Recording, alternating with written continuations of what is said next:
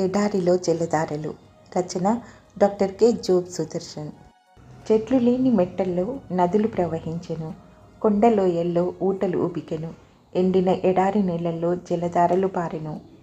చెట్లు లేని మెట్టల మీద నేను నదుల పారజేసెదను, లోయల మధ్యను ఊటలను ఉబుకజేసెదను. అరణ్యమును నీటి మడుగాను, ఎండిన నేలను నీటి బుగ్గలుగాను చేసెదను. యెషయా 41:19.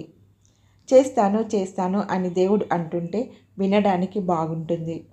ఆయన చెప్పినది చేసేవాడు, చేయగలవాడు గనుక.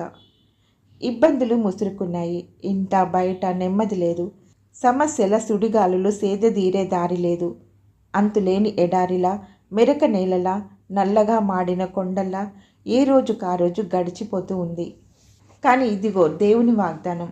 ఎలాంటి ఆశాభావము, నిరీక్షణ, ఆనందం లేనప్పుడు, హృదయాలు ఎండిపోయి బీటలు వారినప్పుడు, శక్తి ఉడిగి ధైర్యం సన్నగిల్లి బ్రతకాలన్న ఆశ అడుగంటినప్పుడు దేవుడు జోక్యం చేసుకుంటున్నాడు.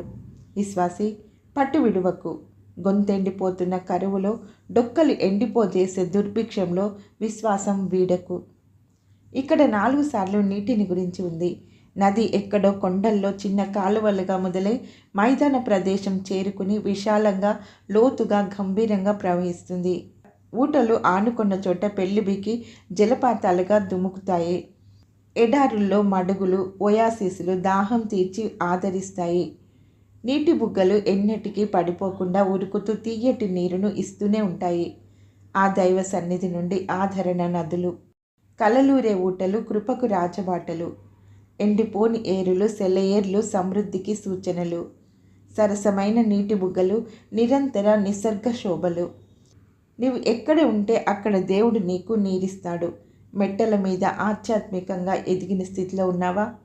లోయల్లో పాపుల మధ్య ఉన్నావా? అరణ్యంలో దిక్కుతోచగా అయోమయంలో ఉన్నావా?